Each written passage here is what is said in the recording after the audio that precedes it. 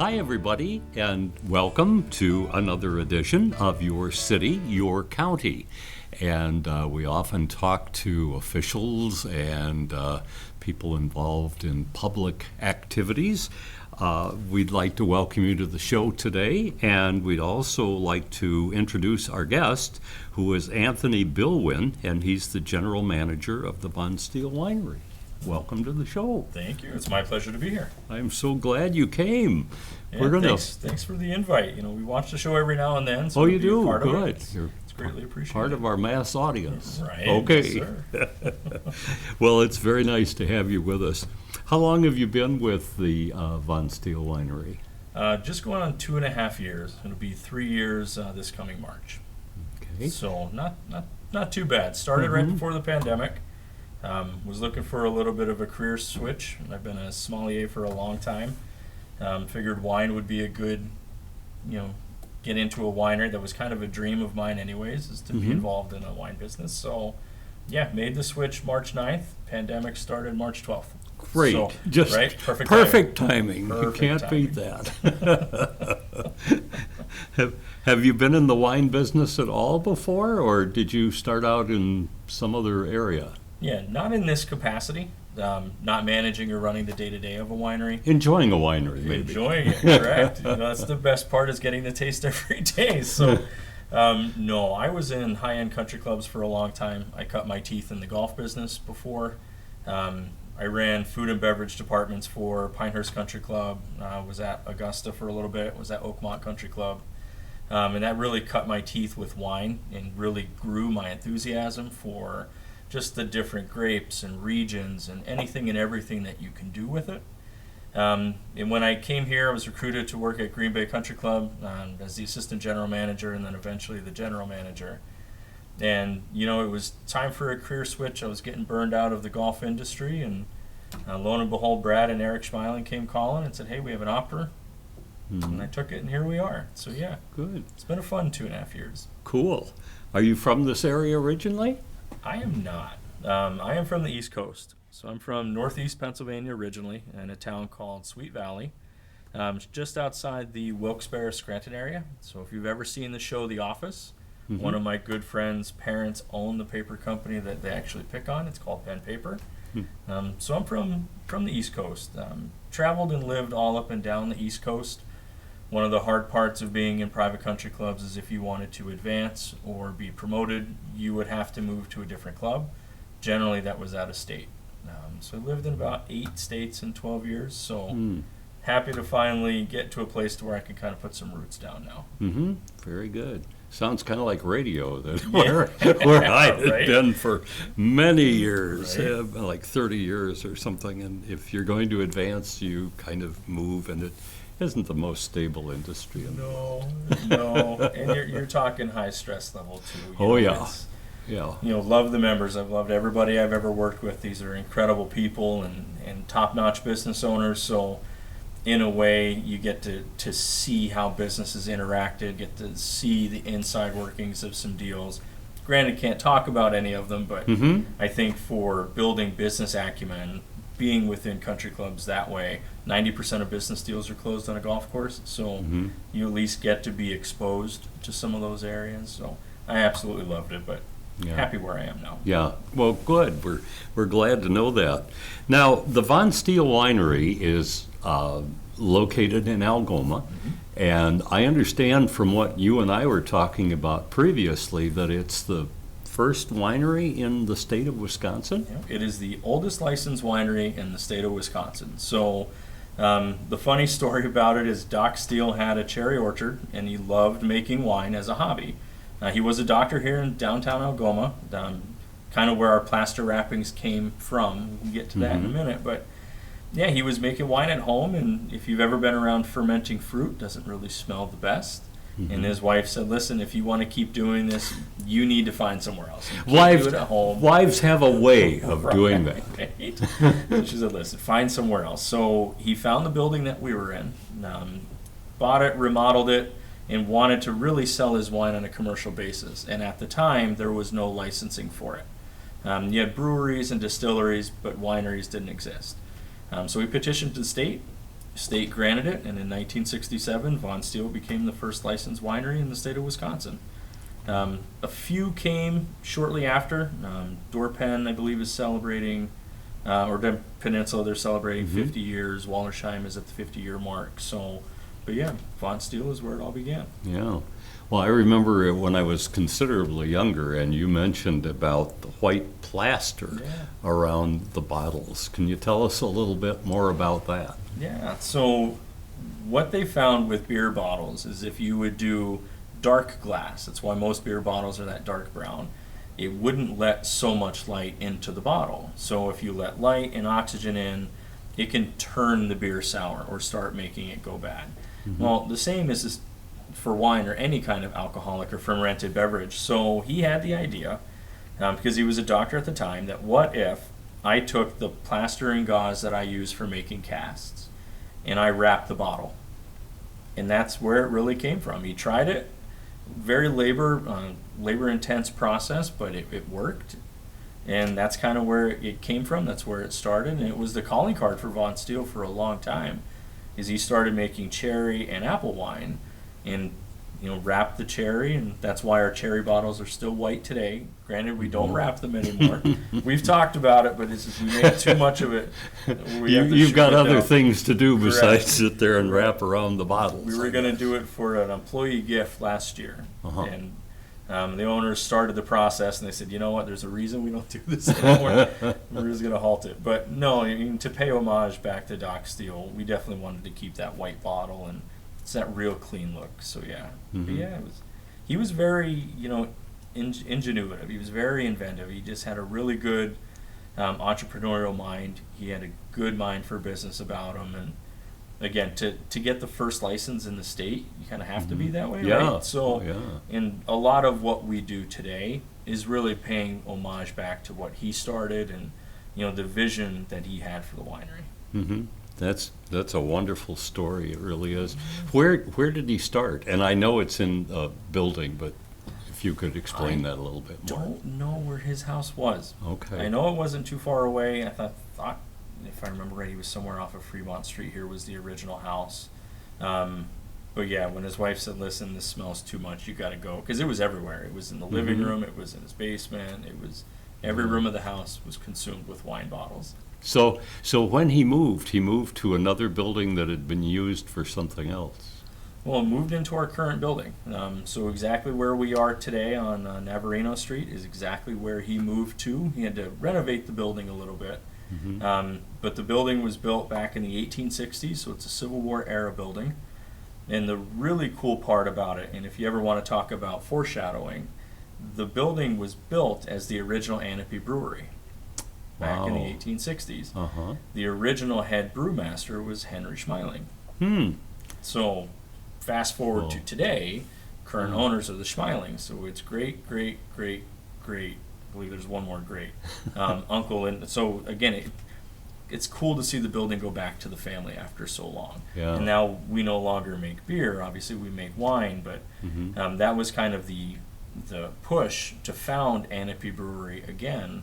I believe they opened that in 2012, if I'm not mistaken. And Nick has it now. We no longer have it, but it's where it all came from. And the beer Little Soldier is named after Henry Schmeling because he was in the Civil War and he was of small stature. So yeah, everything has a way of tying itself back. Wow, it's marvelous. What a great story. That's marvelous. Now, the winery now, you still make apple and cherry wines? Do you? We still make cherry wine. We don't do apple wine per se. We do a late harvest apple icing, or an apple icing. That's really the only apple wine that we do. But we've moved more towards ciders now for as far as apple goes. So we use a lot of Wisconsin apples. Everything that we do is Wisconsin based as much as we can. So not so much apple wine, but cherry wine is still huge. So we have our sweet cherry wine, which was the original wine from '67, same recipe. Keep everything as same as we can with that. And then there's a dry cherry wine. We do a cherry balance, a cherry kirsch. There's several different options inside of there. The cherry balance actually just won double gold best in class liqueur this year. for the second time, and that was at the Finger Lakes International Wine Competition. So it's one of the several awards that we've actually taken home this year. Tell us a little bit about the other awards that you've gotten in the last year. Yeah. So we actually have a few. So River Travel Magazine, they do an audit of different wineries or different river attractions. And we actually won Best Winery on a River this year, voted by them. So that's one. And then Yelp does ratings for individual businesses that way. And we were rated and voted as the #1 winery in Wisconsin by the voters. So not individual by the company, but by the people that way. And then as far as wine awards goes, so the Cherry Bounce won for the second year in a row. That's a major award for us. And then our Teraldigo wine, it's a red wine, scored 96 points. 4 off 100. 100 is perfect, so super close, and that was at the USA Wine Ratings. Inside of that same competition, we had a Red Mountain Cabernet that scored 92 points. We had a Barrel Select Cabernet that scored 89, and the first time we've ever made an Albarino scored 84 points. So 4 major awards this year for us. So that's very that's exciting. Marvelous. Yeah. You should be very proud of it. I'm sure you are very proud Very of it. proud of it. But it's all kudos to the staff and the people that we have. It's hard being in a tourist town, when you're here in Algoma, it's a small town, you're on the lake, we're not so close to Green Bay. To find the people that we have, the staff really makes this. All the awards go to the staff, to be honest with you. And with the winemaking team that we have, there's over 100 years of winemaking experience, and it's just a team of 5 people. 5 people? That's it. 5 people, and we do about 115,000 gallons of wine a year. Wow. So, yeah, 5 people. That's a lot of wine. It is, but with their experience, Chad Moore, who works for us, he just spent his 20th anniversary this year. Wow. Eric Smiling, who's one of the owners, has been involved with the winery since '81 when his parents bought it. Same thing with Brad, and then Dave Pizzal is basically the lead winemaker at this point. He's been with us for about 11 years going on 12. So yeah, it's testament and kudos to what they can do. Yeah. Do you ever feel like the new arrival? Constantly, every day. The funny thing is with, the pandemic and how it hit. With me just starting, there was a lot of pivot, but a lot of learning at the same time. Again, switching careers, I had to rely on a staff more than I ever have, I think, in any other position, because normally, in country clubs or any business, if you're going from general manager to general manager, there's skills and things that you can take over and usually say, all right, well, let's observe, and then this is what we need to do. But getting here wasn't able to do that. It's, well, what did you do in the past? What worked? What can we still do? And to just operate as a true brain trust, like I said, compliments to them. Just, the awards are not possible without them. Well, now that the pandemic is at least somewhat somewhat minor from where it was, how did that affect the business itself? I'll tell you what, it affected the wine industry as a whole. The crazy thing is wine is a luxury resource. So not everybody needs it, not everybody drinks it, not everybody wants it.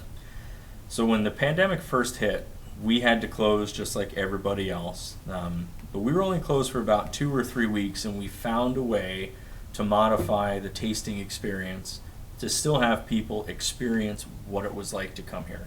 It's a historic winery, and we strongly feel if you can't have your feet on the ground here, you can't really experience what it's about, then really that's what wine is about. There's a romance to it. So that was probably for about a year we did that tasting format, and really what we did is we created 8 different stations inside of the tasting room with custom-made sneeze guards from old windows that we had, and the staff was on one side of the bar and the taster was on the other, and we made sure that we had our distance there. And it was hard because if you've ever seen Von Stiehl on a Saturday when you have live music, you have 500 or 600 people. Can't really have that during the pandemic, right? So how do you still get that experience out? We had to stop doing tours during the pandemic, which is a large part of what we would do. It's experience the historic tunnels, experience the production facility.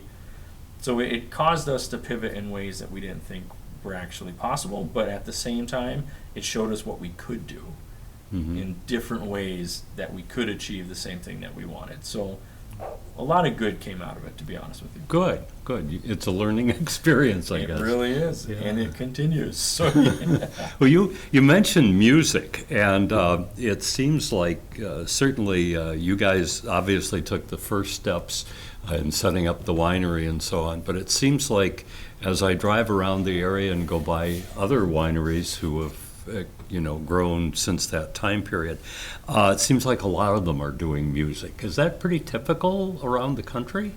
Not really. It's starting to become now, because the struggle within wineries, especially with the pandemic, is how do you get people back to your facility? In live music, we found, at least with Von Stiehl, it's one of the best ways to do it. So we've been doing it for several years now. Noticed other wineries are starting to follow in that footstep, but again, to get people to your premise to taste your wine, that's really what it's all about. You're not going to be able to taste them in a grocery store, right? If you go to the shelf, you're going to buy the bottle, and generally you buy what you're used to. Wisconsin wineries, to get our wines in restaurants, it's pretty hard to do. So again, how else do you experience that other than being on site? So live music goes a long, long way for that. Plus flights. So one of the things that we've started doing is we've introduced flights. So not just doing a wine tasting, but picking what you would want. It's a heavier pour than just a normal 1 ounce pour that would be a traditional tasting. Okay. It's a 3 ounce pour. They have option of 4 different wines that they can pick from. And basically our whole tasting guide is wide open. So we make just shy of 50 wines on the tasting guide right now. They could pick any 4 off of that tasting guide, and it opens up a whole new avenue now. So instead of saying, here's 4 wines, taste these, you may not like them. Now they get to pick what they like, enjoy the afternoon. Plus with some of the charcuterie boards, again, we try to do as much within Wisconsin as possible. So we have a partnership with Door Artisan Cheese. We use Pine Ridge quite a bit too. So yeah, anything that we can do local that way too, to pull it all in, because when we know we have 400 or 500 people there, even with Steel Belly, the new addition to Algoma with the barbecue pit, we have him there on Fridays or Saturdays when we do live music every now and then too. And again, it's a way to tie the whole everything in, tie the community all back in. That's great. What a nice tie-in with Wisconsin cheeses. Oh yeah. You have to. I feel like we'd get shot if we didn't have Wisconsin cheese. Yeah, that's right. Now, you said that you got started in 2000 and, no, I'm sorry, excuse me, I'm totally off on that, 1965? 67. 67 was when you started. It seems like now there are so many more wineries, and when you drive around northeastern Wisconsin and onto the peninsula and so on, it seems like a lot of people, are getting into the wine industry. It used to be that Wisconsin was, everybody drank beer and that was it. Yep. And of course, we're seeing more breweries, it seems like, as well as wineries and distilleries as well. So you guys really kind of started this, but you drive around, and I know I used to, look, and all I'd see is cherry orchards or apple orchards. Yeah. But now you see a whole lot of vineyards. Yeah, it's crazy to think about that. So in 2002, there was only 13 wineries in the state. Now there's 136 and growing. And it seems to be that's the thing to do now within the last 20 years, is to start a winery. So within this area, there's a lot of influx from Chicago money, and some people who are looking to retire, and either they want to start a vineyard that way. We actually have some people who have land that they don't want to farm or they don't know what to do with, so they're planting grapevines. It is absolutely exploded. And honestly, we keep trying to find why. What's the research? What's the reason why? And Wisconsin's not a good climate to grow grapes in, so we have special vines. There's specific grapes that will grow in Wisconsin thanks to the University of Minnesota and the research that they've done. So our vineyard, Stony Creek Vineyard, that's 6 miles north of Algoma, It's the oldest vineyard in Door County. It's the first one that was planted.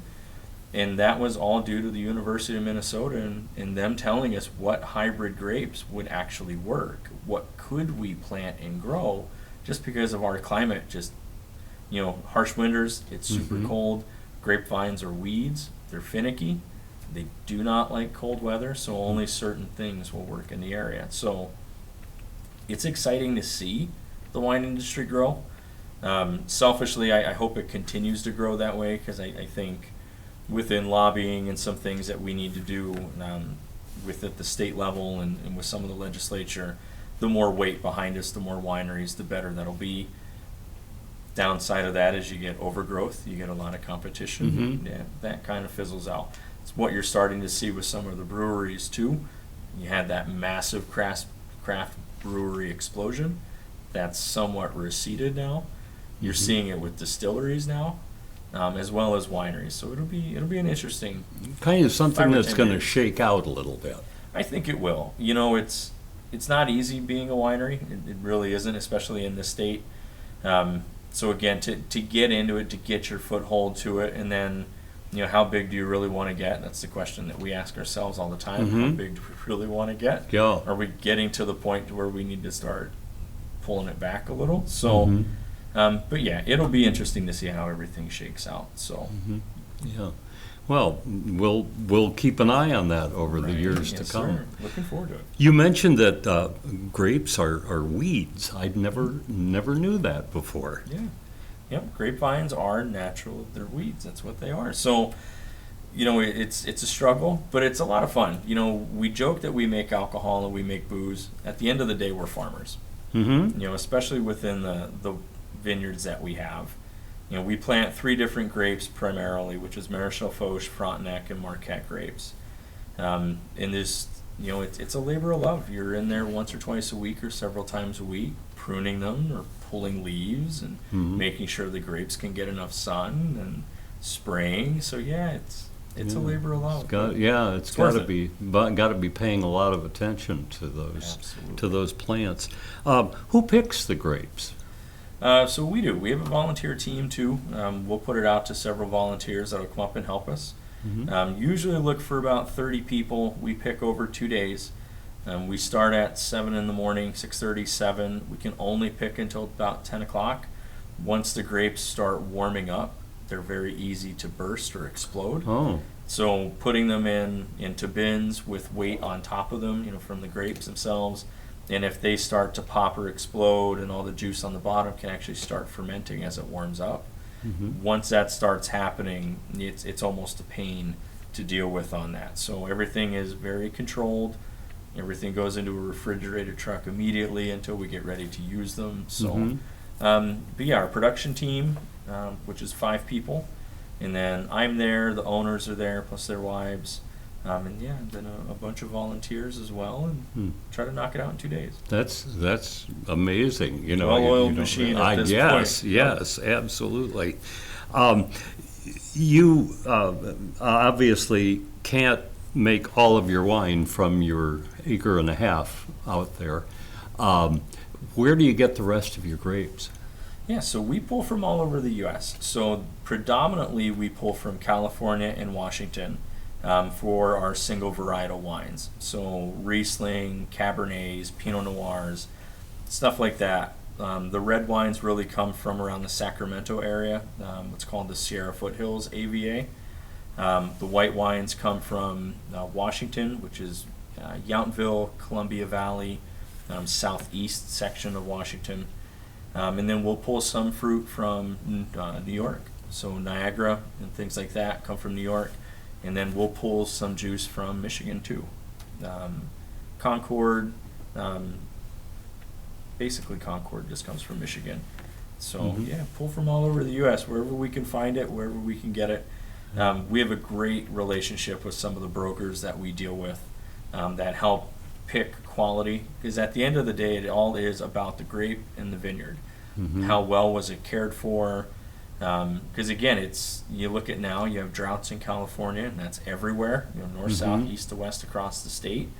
So how well was that vineyard managed? Was there able to get irrigation and how much?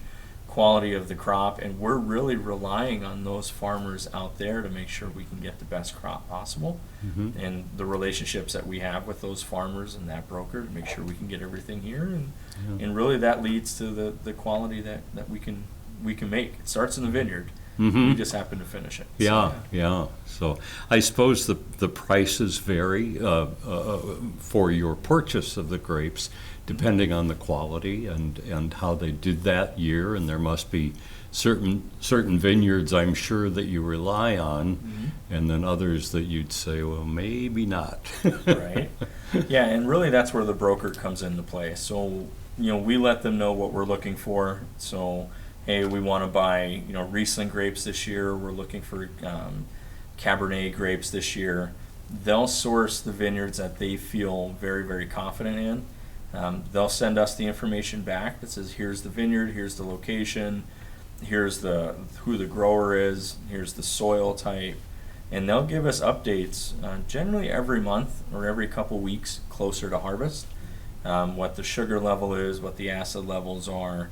And then price really is supply and demand. If there's an overabundance of Cabernet, then that price comes down. 2 years ago when you had the glass fire and it wiped out a good majority of some of the Napa vineyards in Sonoma that way, prices went up because, well, it's scarce. It's harder to get a hold of. So, yeah, it fluctuates just like the market, there's some big swings. So we've been fortunate enough that we're able to lock into some deals with the broker that we can lock into some of the pricing that helps keep the pricing where it's at for us. If not, our prices unfortunately would have to skyrocket, and we don't want to do that. Again, we're a Wisconsin winery. We know that. We're very price conscious on what we do. So. I have a couple of friends that are real wine aficionados, particularly one person I'm thinking of. And he just loves to talk about, wine and has his own little cooler in his wine room in the basement and so on. And I think it's fascinating. I have no knowledge in comparison with what he has, but and there are other friends I have that are also very into that, which I think it's fascinating that they're doing that. Well, and I will always encourage anybody, to being a sommelier, teaching it, talking about it, getting people to understand it. The cool thing within wine is there's no wrong answer. Everybody's palate's different. What you taste in wine would be different than what I taste in wine. The level of, let's say, your level of wine drinking, it may be just sweet wine at this time. It's awesome to see people graduate, to go from sweet cherry wine, then maybe it's too sweet, so then they get into Riesling, which is more of an off-dry, semi-sweet style. And then that might be too sweet down the road, so then they get into drier whites, and then the dry reds, like Pinot Noir. And then before you know it, a couple of years later, they're drinking the big Cabernets, and it's like, look where you were 10 years ago drinking the sweet wine, you're not there anymore. So to see that graduation process, but also to see people's eyes light up when you talk about the vineyard and everything that goes into what winemaking is. Because it's not as simple as just crushing the grapes and eventually bottling it. It's not like Lucille Ball jumping up and down on that thing. We joke and say it's that simple, but it's not. And when we get people through tours and we get to walk them through the production facility, especially in the fall, in October and November, when we have all the fruit from the West Coast, and we're doing pump overs, and we're racking wines off, and we're filtering, and then we're adjusting or taste testing, like getting people through the tours when they get to see us doing all of that, that's the cool part. Yeah, that's a wonderful thing. I must admit, I don't think I've gotten much beyond the sweet wine yet, but occasionally I will. I'll absolutely I'll do that, and I promise I'll become more sophisticated. But for now, I think I'm into the red or the sweet wines. The 45th parallel that the Door County is on, I understand that in some of the European countries, they're kind of on the 45th parallel too, aren't they? And is that kind of how the idea of growing wine and grapes and things came about? Nowadays, yes, because it's more science-based. So for people who are looking to do vineyards and actually make a go of it with growing their own wines, there are two set parallels. So generally it's 34, 35 up to about 47 in the northern hemisphere. Same thing going to the southern hemisphere. And that's kind of the sweet spot of growing grapes. So if you look at our vineyard and soil makeup, it mimics the exact makeup of what the Loire Valley would be in France. And the Loire Valley makes incredible white wines. Unfortunately, their climate is a little bit better being just off the Atlantic Ocean. Our climate here, because we're so inland and Lake Michigan has a big effect on what we do. Our growing season just isn't as long. The grapes can't ripen as quickly or as full as they need to be. And again, with the cold temperatures here, if we tried to plant Chardonnay in our vineyard, it wouldn't make it. The first year, it would be completely burned out and completely toast. But generally, that's kind of the parallels that everybody wants to stay in. So if you go down and you look at Napa Valley mimics what Bordeaux is. It's the same exact parallel through it.